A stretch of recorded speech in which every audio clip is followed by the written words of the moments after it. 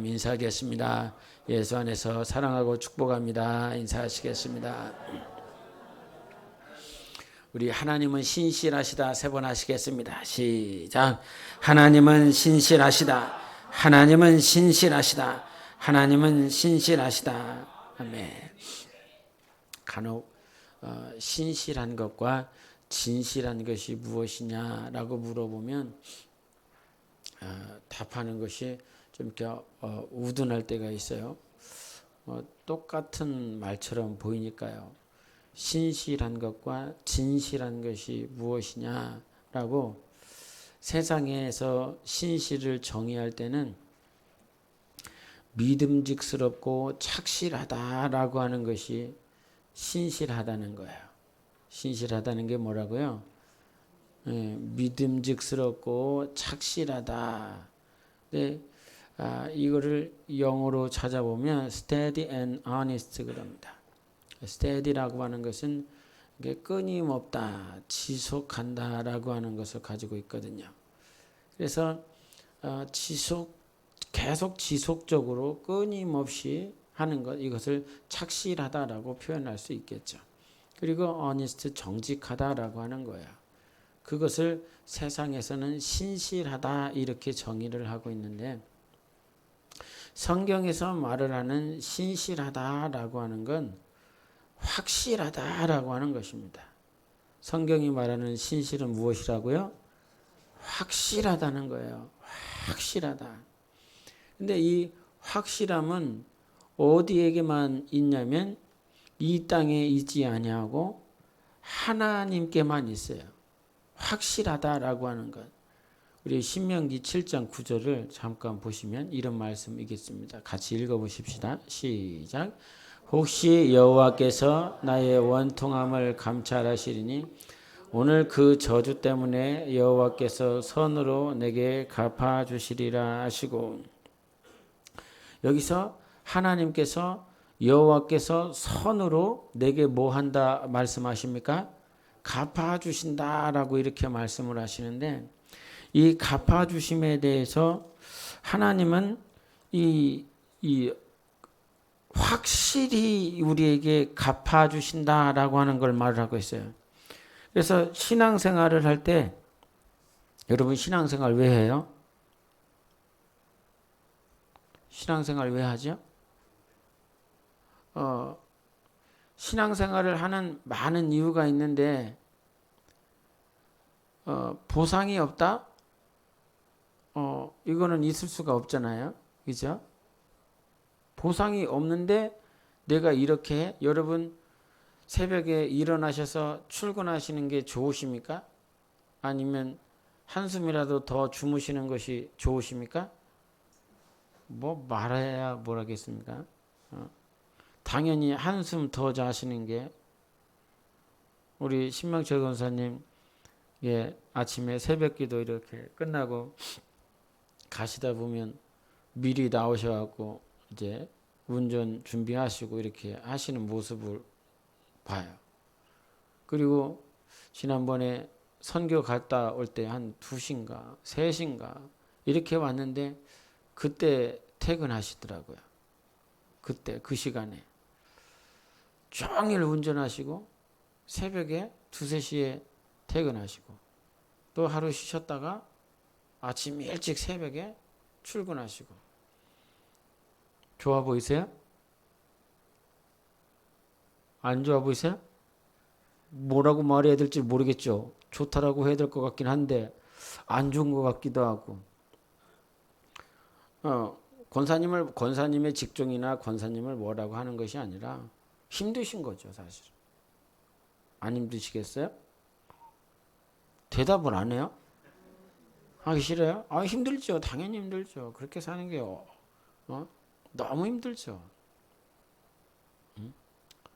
근데 그러한 모습을 옆에서 이렇게 본단 말이죠.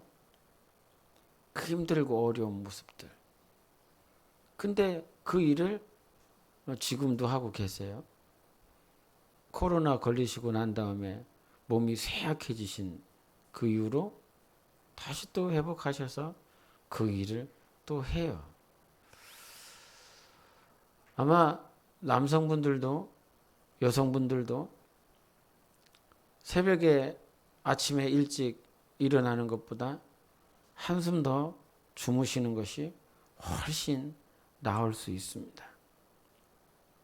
근데 무슨 얘기를 하고자 하는 것이냐면, 여러분 성경을 펴보세요. 성경. 신명기 7장 9절을 보세요. 신명기 7장 9절.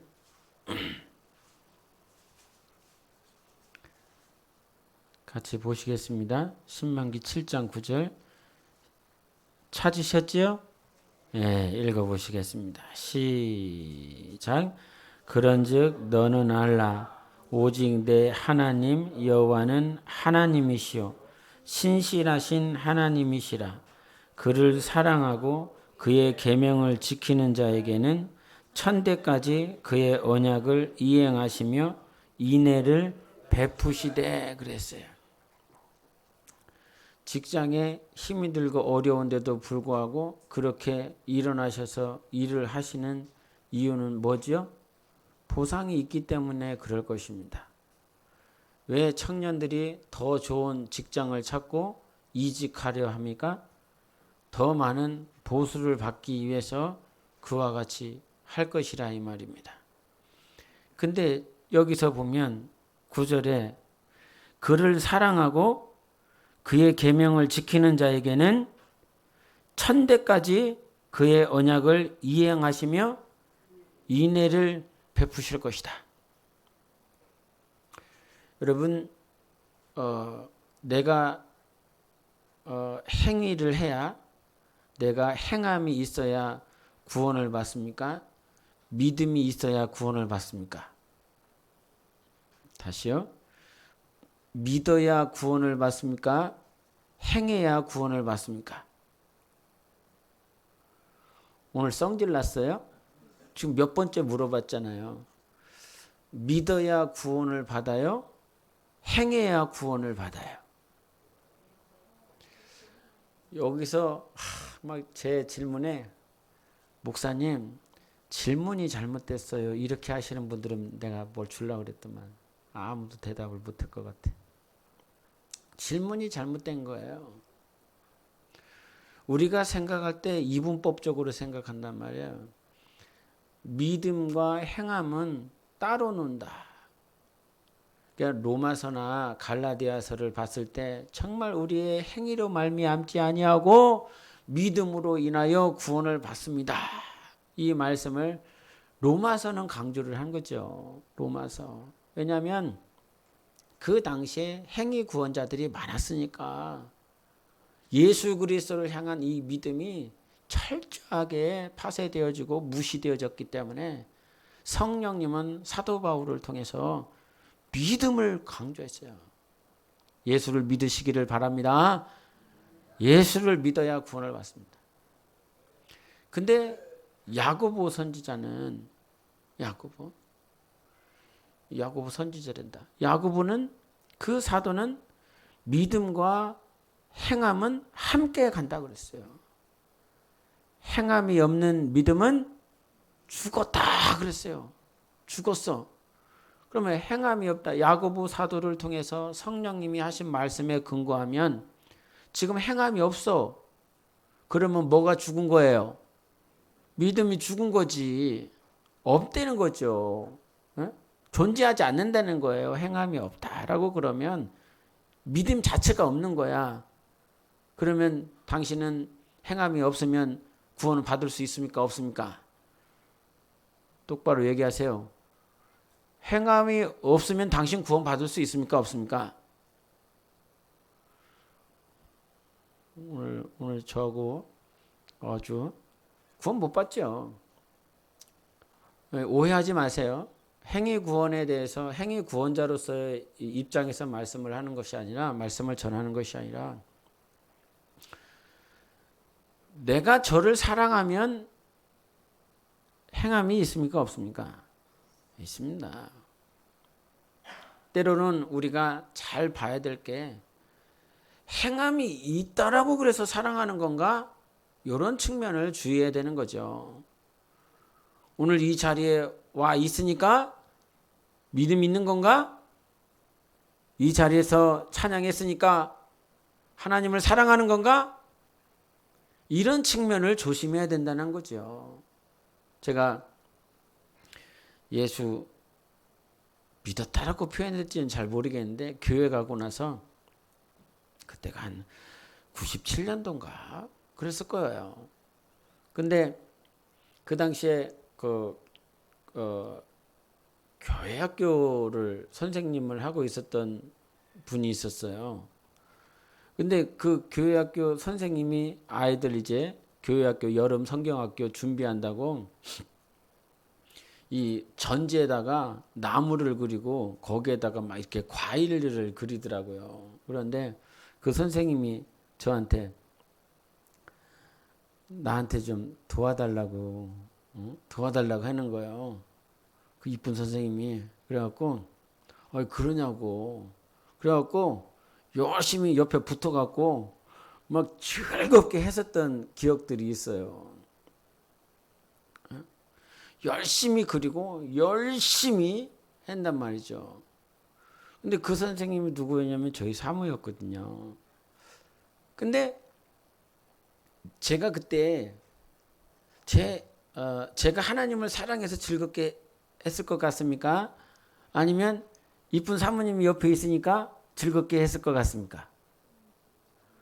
똑바로 얘기하세요. 하나님이 듣고 계세요. 이쁜 선생님이 앞에서 도와달라고 그러고 같이 해달라고 그러니까 그거 해는 거지. 예? 근데 우리도 조심해야 될 게 열심히 주님의 일도 하고 있고 사역을 하고 있지만 저 사람이 좋아서 할 수 있어요. 이 교회가 마음에 들어서 아니면 목사가 잘생겨서 이런 일에 대해서는 거의 가능성이 없기 때문에 좀 제가 마음을 안심하는데 그런 내가 지금 믿음과 행함이 과연 영으로부터 오는 것이냐 혼으로부터 오는 것이냐. 여기 성경은 분명히 말씀했었습니다. 그를 사랑하고 그의 계명을 지키는 자에게는 내가 천대까지 그의 언약을 이행하실 거고 인애를 베푸실 것이라 그랬어요. 주님을 사랑하십시오. 그리고 계명을 지키십시오. 사랑하면 계명을 지킨다라고 하는 말씀이 이 신명기에만 나와 있는 것이 아니라 요한복음 14장 21절부터 23절, 25절 계속 사도 요한을 통해서도 말씀하셨어요. 너희가 나를 사랑하면 내 계명을 지킬 거야. 계명을 지키는 자는 나를 사랑하는 자다. 사도 요한이 말한 것이 아니라 하나님이 우리에게 말씀하신 것이에요. 근데 하나님이 이와 같이 인간에게 뭘 요구를 하시냐면 사랑하고 지켜. 그럼 내가 천대까지 이행할게. 이 말은 뭔 말이에요? 천대까지만 하시겠다는 거예요? 영원히 하시겠다는 거예요. 영원히 내가 너와 약속한 걸 지킬 거야. 인애, 사랑, 자비하심, 요것을 끝까지 너에게 베풀어 줄 거야. 이 약속을 하신 거예요.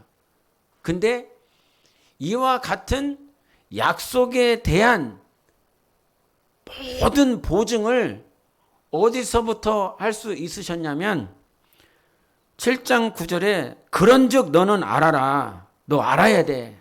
뭘? 오직 네 하나님 여호와는 하나님이시여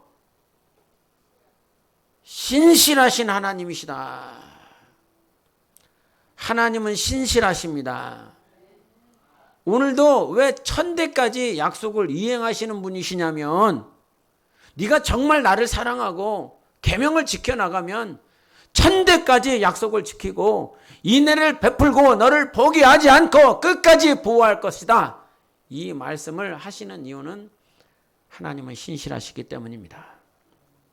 근데 이 신실하다라고 하는 것을 성경의 의미는 뭐냐면 확실하다는 거예요. 확실하다. 그래서 이 하나님께서 하나님의 신실하심을 확실하다라고 하는 것을 누구를 통해서 보여주셨느냐? 예수 그리스도를 통해서 보여주셨어요. 하나님은 확실하다. 하나님은 신실하다. 이것들을 예수 그리스도를 통해서 보여주신 것이다. 그래서 주님이 겟세마네에서 피 흘리고 땀방울 흘리고 고통을 당하고 그렇다라고 할지라도 포기하지 않고 끝까지 십자가를 지고 가시는 이유는 하나님은 확실하다. 요거를 가르쳐주고 싶은 거예요. 우리가 하나님을 믿을 수 있는 확실함. 그래서 로마서 5장 8절에 우리가 아직 죄인되었을 때에 그리스도께서 십자가에 못 박히심으로 인하여 하나님 아버지의 사랑을 우리에게 확증하셨다 그랬어요. 확실히 보여주신 것이라 이 말입니다.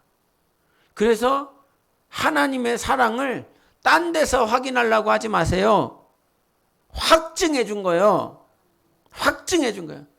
때로는 하나님이 우리에게 응답하여 주신 것이 하나님의 사랑으로 경험할 수 있어요. 네? 힘들었었던 굴레를 벗어나서 이제 좋은 환경으로 인도해 주시는 하나님. 자식이 없었는데 그 한나처럼 그렇게 기도했더니 낳을 수 없었던 그 여자에게 태를 열어주셔서 자식을 낳게 해주시는 하나님.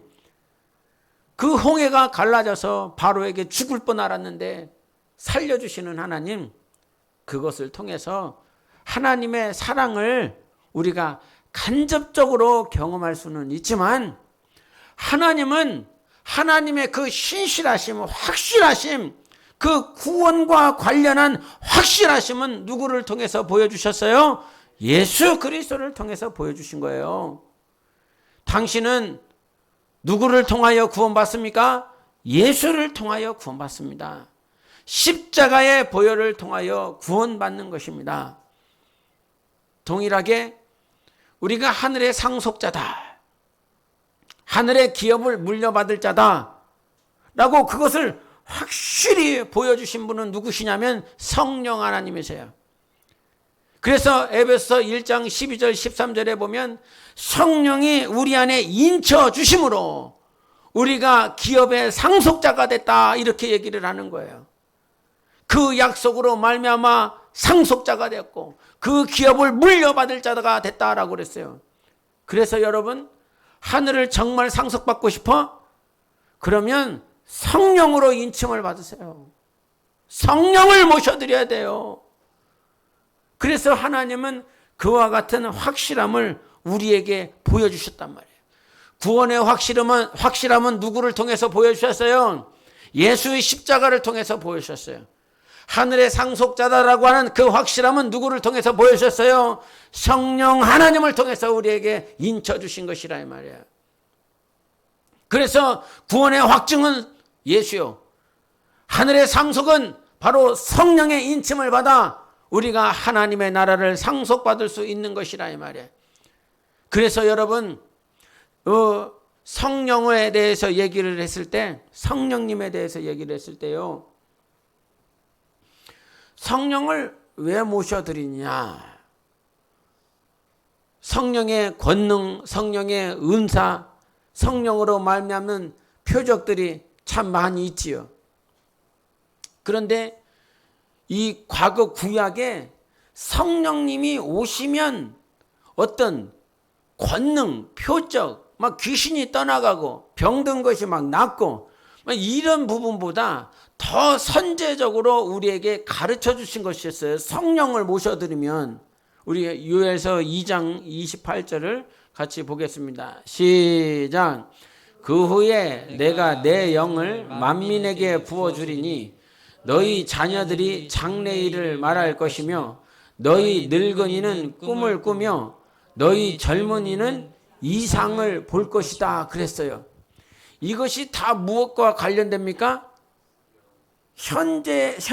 현재에서부터 성령이 임하시면, 과거는 이미 지나갔기 때문에 현재에서부터 장래에 이르는 예언적인 것, 꿈, 이상, 이것들이 자녀들이든 청년이든 아비들이든 그들에게 임할 것이라는 거예요. 성령이 임하시면 너희들에게 꿈이 있을 거야. 성령이 임하시면 너희들에게 비전이 있을 거야. 이게 과거 요엘 선지자가 이스라엘 백성이 그 아수르와 바벨론의 포로로 끌려가고 고난의 시기, 이미 나라가 없어지고 멸망하고 존속할 수 없는 폐허가 될 수, 그 나라, 그 민족 가능성은 없어. 이제 가능성 제로야. 회복 불가능. 그런데 그때 요엘 선지자에게, 야, 너희들 성령이 임하면 네 안에 꿈을 하나님께서 주실 거야. 비전을 주실 거야. 이 얘기를 먼저 했어요. 은사, 표적, 능력, 귀신이 떠나가고 이거 이전에. 여러분, 성령이 임하시면 꿈이 있습니다. 성령이 임하시면 옛사람처럼 살지 않는다는 거예요. 옛 모양대로 살지 아니하고 하나님이 주신 그 꿈을 위해서 산다는 거예요. 이게 뭔 말입니까? 인생의 방향이 바뀐다는 거예요. 목적이 바뀐다는 거예요. 내가 왜 사는지 알아요, 지금은. 내가 왜 이 일을 하고 있는지 알아요. 왜냐하면 성령이 꿈을 주셨으니까요. 성령이 비전을 주셨으니까요. 저는 한 번도 대학교를 그만두겠다라고 생각해 본 일이 없어요. 왜냐하면 어머니가 힘들게 일을 하셔서 대학을 보냈기 때문에 대학을 중도에 자퇴한다? 저는 생각해 본 일이 없어요. 근데 성령이 임하시고 나니까 방향이 바뀌었어요. 이렇게 사는 건 의미가 없는 거야. 여러분, 귀신을 쫓아내고 은사를 구하고 방언을 많이 한다라고 할지라도 이 과거 구약부터 하나님이 성령을 주시는 이유를 우리에게 지금 말씀을 하고 있단 말이에요. 여러분에게 너 왜 성령 모셨냐? 왜 방언을 하냐? 이는 내 뜻을 이루리 함이 아니라 하나님의 꿈이, 하나님의 비전이, 하나님의 이상이. 근데 늙은이가 꿈을 꾼다는 거예요. 젊은이들아, 비전을 볼 거야 라고 말씀하고 있어요. 여러분, 이런 교회가 되기를 원해요. 성령 모셨다며? 성령을 모시고 방언을 말하고 성령의 감동이 있다며? 그러나 어느 순간 네 꿈을 위해서 살지 하나님의 꿈을 위해서 살지 않고 하나님의 비전이 아니라 네 비전을 위해서 살아가는 그런 인생이 자꾸 되어지고 있다 이 말이지요. 오늘 본문 말씀 여러분이 너무나 잘 아는 말씀이지만 제자들이 예수님과 3년 동안 공생애를 같이 보냈어요. 그런데 3년 보내고 나서 그들의 삶이 변했습니까? 안 변했습니까? 3년 전에 베드로는 어디에 있었지요? 갈릴리에 있었어요. 고기 낚는 어부였어요. 근데 그 고기 낚는 어부한테 야, 너 나 따라와. 그러면서 고기 낚는 어부가 아니라 사람 낚는 어부 되게 해줄게. 약속했어요. 3년을 계속 따라다녔네. 표적과 이적을 경험했네. 물 위로 걸어가는 이적을 누가 경험할 수 있겠어요? 예? 그 바다 위를, 갈릴리 바다 위를 누가 걸어요? 예? 물 대야 잠시 이렇게 걷는 사람도 예? TV에 나오는데 바다 위를 걸었습니다. 그렇게 예수님과 함께 했었던 베드로 3년 지나고 난 다음에 지금 어디 있습니까? 본문에 동일하게 갈릴리 바다에 있습니다. 뭐 낳고 있습니까? 고기 낳고 있습니다. 우리 요한복음 21장을 같이 보세요. 요한복음 21장 1절 2절을 보겠습니다. 요한복음 21장 1절부터 3절까지 보시겠습니다. 요한복음 21장 1절부터 3절. 제가 한 절 읽고 여러분이 한 절 읽고 3절은 같이 읽겠습니다. 그 후에 예수께서 디베랴 호수에서 또 제자들에게 자기를 나타내셨으니 나타내신 일은 이러하니라. 시몬 베드로와 디두모라 하는 도마와 갈릴리 가나 사람 나다나엘과 세베대 아들들과 또 다른 제자들이 함께 있더니 다같이 시몬 베드로가 나는 물고기 잡으러 가노라 하니 그들이 우리도 함께 가겠다 하고 나가서 배에 올랐으나 그날 밤에 아무것도 잡지 못하였더니. 아멘. 예수 믿고 내가 너 하나님이 꿈을 준 거잖아요. 그죠?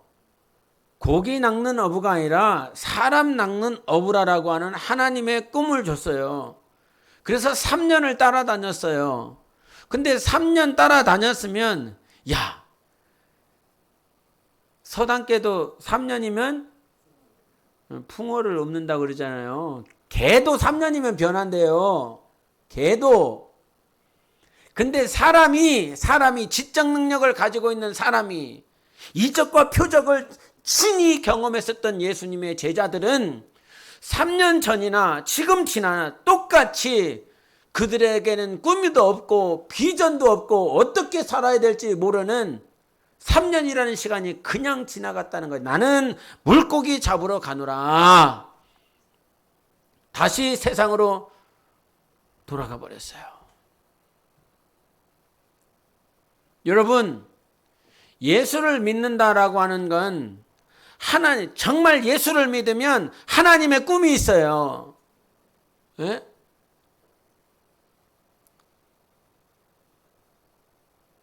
이렇게 살고 싶지 않은, 하나님의 뜻대로 살고 싶은 그런 꿈이 있다고요. 그 꿈을 위해서 달려나가야 되는데 달려나가지 못하도록 하는 무엇이 죄성이 우리 안에 있습니다. 하나님은, 성령님은 우리에게 꿈을 주시고 그 꿈을 위해서 살아갈 수 있도록 도와주시는 하나님이세요. 하나님의 꿈을 위해서. 근데 우리 죄성은요, 무엇이냐면 하나님의 꿈이 아니라, 아니야 이거, 하나님의 꿈이 아니라 이거야, 이거. 내가 원하는, 주님이 베드로에게 물어보시잖아요. 뭐라고 물어봐요? 네가 나를 이 사람들보다 더 사랑하느냐? 그랬더니 베드로는 뭐라고 그랬어요? 내가 주님 사랑하는지 주님이 아십니다. 그러니까 예수님이 뭐라고 그래요? 내 양을 먹여라. 내 양을 쳐라. 내 양을 먹여. 3번이나 말씀을 해주셨어요. 사랑하면 뭐 하게 돼요? 사랑하게 되면 내 양을 먹이고 내 양을 치는 그 방향으로 가요. 그럼 반대로 해봅시다. 예수님의 말씀에 근거하여 양을 치는 방향으로 가지 않아. 양을 먹이는 방향으로 가지 않아. 이 말은 무슨 말입니까? 예수님을 사랑하는 그 사랑에 있지 아니하고 자기 사랑에 빠져 있는 거예요. 뭐라고요? 자기 양떼를 치는 방향, 자기 양떼를 사랑하는 방향으로 가지 않는다라고 하는 말은 지금 예수님의 사랑은 다 집어치우고 자기 사랑에 빠져 있는 거예요. 자기 연민에 빠져 있고 자기 동정하는 것에 빠져 있는 거예요. 그것이 네 안에 지금 죄성으로 잡혀져 있는 것입니다. 21장 14절에 이런 말씀이 있는데 같이 읽어보시겠습니다. 21장 14절 같이 읽겠습니다. 시작. 이것은 예수께서 죽은 자 가운데서 살아나신 후에 세 번째로 제자들에게 나타나신 것이라. 세 번을 강조를 했어요. 여러분, 죽은 사람이요. 죽은 사람이 지금 몇 번째 나타났어요? 세 번째 나타났어요. 베드로에게는 지금 세 번째 나타난 거예요. 언제 그랬죠? 첫 번째는요. 그 마리아가 있었는데 그 빈 무덤이야. 근데 그 마리아가 누구를 만났냐면 부활하신 예수님 만났죠. 너무 깜짝 놀라갖고 그 베드로와 요한에게 막 달려가서 예수님 살아나셨다고, 빈 무덤이라고, 시체가 없다고. 그때 베드로가 그 달려가서 빈 무덤을 확인하면서 부활하신 예수를 확인했어요. 그리고 난 다음에 예수님께서 그 8일째 되던 날에 다시 오셔서 도마에게 야 이마 내 옆구리 손을 들어봐. 그러면서 또 나타나셔서 부활하신 예수 그리스도를 보여주셨어요. 그리고 지금 세 번째라 마가다락방에서 예수 그리스도를 보여주시고 난 다음에 다시 갈릴리에 오셔서 지금 부활하신 예수 그리스도를 세 번이나 봤어요. 그러면 지금 뭔가 조금 이렇게 바뀌어야 되는 거 아니요? 친히 목도한 것을 세 번이나 봤는데도 불구하고, 그럼에도 불구하고, 봤는데도 부활하신 예수를 봤는데도 불구하고 여전히 자기 꿈에 빠져 있어요. 7명의 제자들, 여기서 나와 있는 요한복음 21장 2절에 거기에 베드로도 있고요, 도마도 있어요. 그렇게 의심했었던, 무엇이 하나님의 뜻대로 살지 못하게 합니까? 첫 번째는요, 믿음이 없기 때문에 그래요. 하나님이 나에게 주신 그 꿈을 의심한다 이 말이죠. 야 임마, 사람을 낚는 어부가 되라고 너를 불러놨는데 지금 잠깐 예수 그리스도가 보이지 않는다고, 이미 죽으셨으니까, 십자가에서 죽으셔갖고 무덤에 계신 줄로 생각하니까 예수는 부활하지 않았고 하나님은 안 계시는구나 착각 속에 빠져 있으니까 그것이 자기 꿈을 따라서 확 가버리더라 이 말이죠. 신앙생활 하다 보니까 하나님이 항상 당신을 우리에게 보여주시는 것이 아니시더라고요. 당신을 감춰놓으시고 드러내지 아니하시고 마치 저 뒤에서 나를 어떻게, 내가 어떻게 하시나 숨어서 보시는, 그래서 보고 싶은데, 만나고 싶은데 그렇게 자기 자신을 꽁꽁 숨겨놓고 계시는 하나님이 있으시더라고요. 여러분, 근데 우리의 죄성들이 하나님 보이면 잘 가고 하나님 응답하면 잘 따라가는 것 같은데 어느 순간 예수 그리스도가 십자가에서 무덤에서 죽어버렸네, 안 보이네. 그 순간 어디로 갑니까? 자기 꿈을 향해서 가버립니다. 자기가 원하는 방향을 향해서 가버립니다.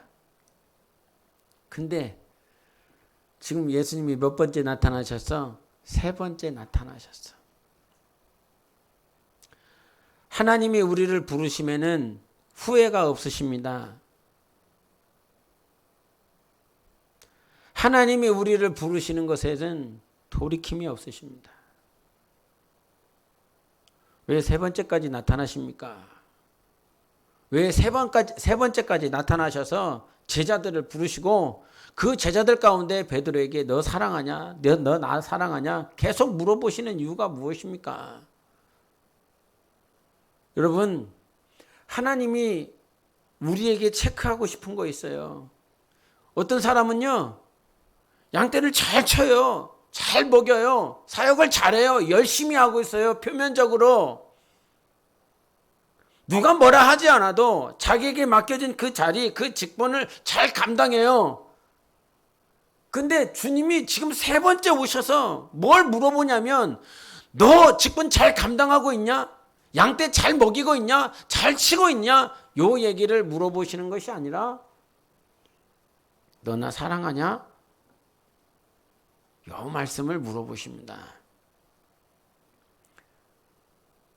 저는 신앙생활에 지난번에도 잠깐 얘기를 했지만 가이사랴 빌립보 가서 너희들은 나를 누구라 하느냐 이런 질문이 있었어요. 너희들은 나를 누구라 하느냐. 예수님하고 사역하다가 한 중간쯤에 공생의 중간쯤에 너희는 나를 누구라 하냐 그러면서 잠시 점검을 해주셨어요. 니들이 나를 어떻게 보고 따라와야 되는지. 근데 이제 예수 그리스도는 가십니다. 승천하십니다. 승천하시면서 제자 베드로에게, 베드로뿐이겠어요? 모든 제자들에게 너희들 이거 잊지 말라라고 가르쳐 주시는 거죠. 뭡니까? 너 나 사랑하냐?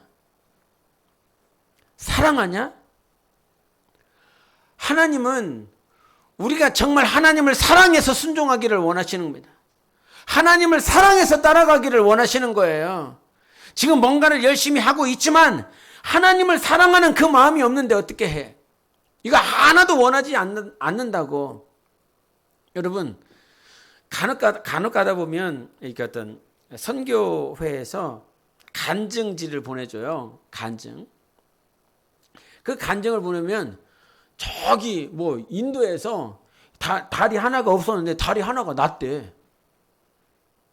다리 하나가 없었는데 기도해갖고 이 다리 하나가 나왔대.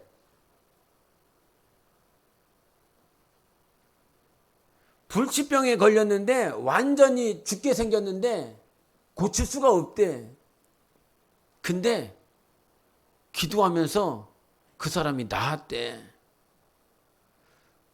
거짓말이라고 보지는 않거든요. 거짓말은 분명히 아닐 거예요. 근데 그런 간증을 들으면 감동이 나한테 내가 너무 삭막해 있나? 내가 돌 같은 마음인가? 그런 막 이게 하나님의 이적과 표정이 막 나타나서 하나님께 영광을 돌렸다라고 간증지를 보내줬는데 나는 그 간증지를 보면 별로 공감이 안 돼. 별로 공감이 하나도 안 돼. 근데 우리 교인이 아팠는데 감기래. 불치병도 아니요.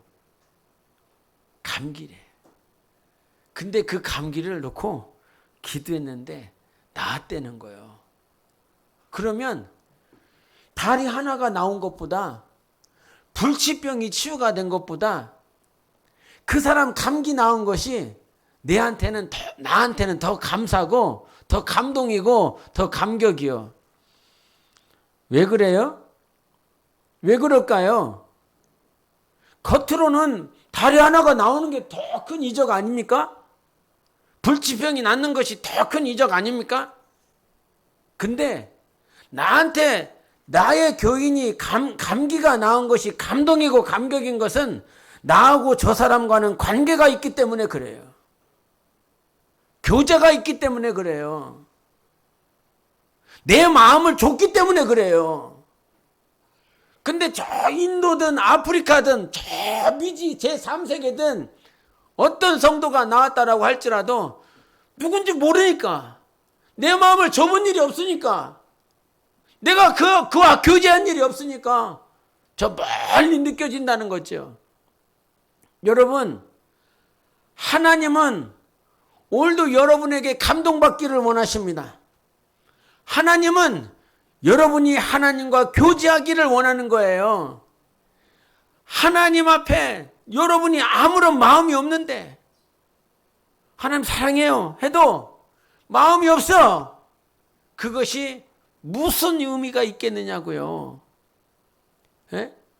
좀 전에도 제가 저희 사모랑 이렇게 교회학교, 성경학교 이렇게 했었던 얘기를 잠깐 얘기를 했지만 내가 정말 하나님을 사랑해서 그 나무를 그렸나? 근데 내가 그 자리에서 그 나무를 그리고 과일을 그렸었던 건 사물을 좋아하는 마음, 이쁜 교사 선생님이 있었기 때문에 그거를 한 거예요. 영에서 나온 것이 아니라 혼에서 나온 것이죠. 그거 어떻게 알 수 있어?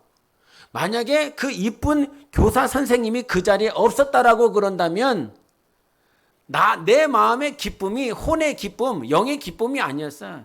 그 이쁜 교사가 가면 내 마음의 기쁨도 사라지는 것. 여러분도 마찬가지입니다. 사람이 있었을 때는 사람들이 있으니까 막 좋고 기쁘고 막 뭔가 되는 것 같고, 근데 어느 순간 사람이 없어. 내가 좋아했던 사람이 없어. 내가 좋게 생각하는 사람이 없어.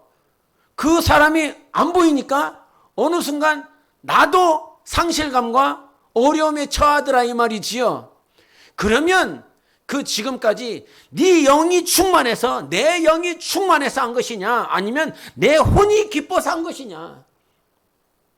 여러분, 하나님께서 하나님을 사랑하라라고 하는 건 네 혼이 기뻐서 네 혼이 사랑해서 하는 것이 아니라 영이 사랑하기를 원하는 것입니다.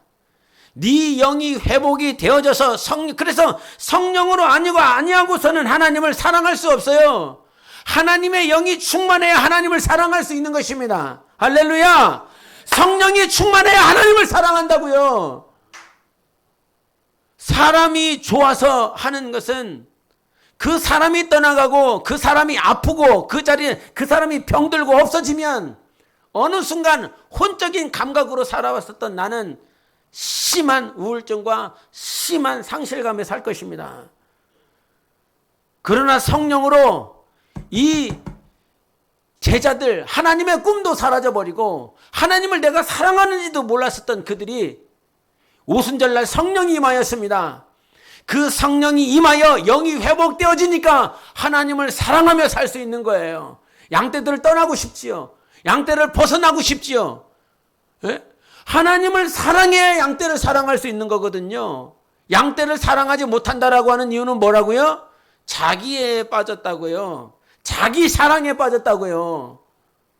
그러니까 양떼보다 자기를 더 챙기고 싶고 양떼보다 자기를 더 사랑하고 싶고 저 양떼들이 어떻게 살든 상관없고 내 미래가 중요하고 내 장래가 중요한 거죠. 이게 누구의 마음입니까? 오늘을 살아가고 있는 목사의 마음입니다. 내 미래가 더 중요해요. 내 장래가 더 중요해요. 내 가족이 더 중요해요. 내게 더 중요하다고요. 이 재성이 있습니다. 이것을 벗어나 정말 예수 그리스도를 사랑하고 영혼을 사랑할 수 있는 방법이 무엇입니까? 우리 안에 성령 충만함 밖에는 없습니다. 하나님의 기름 부음이 있어야, 성령의 기름 부음이 있어야 하나님을 사랑하여 영혼을 사랑하는 것, 양떼를 치고 양떼를 먹이는 것이 꿈이 되는 거지요. 그것이 비전이 되는 거지요.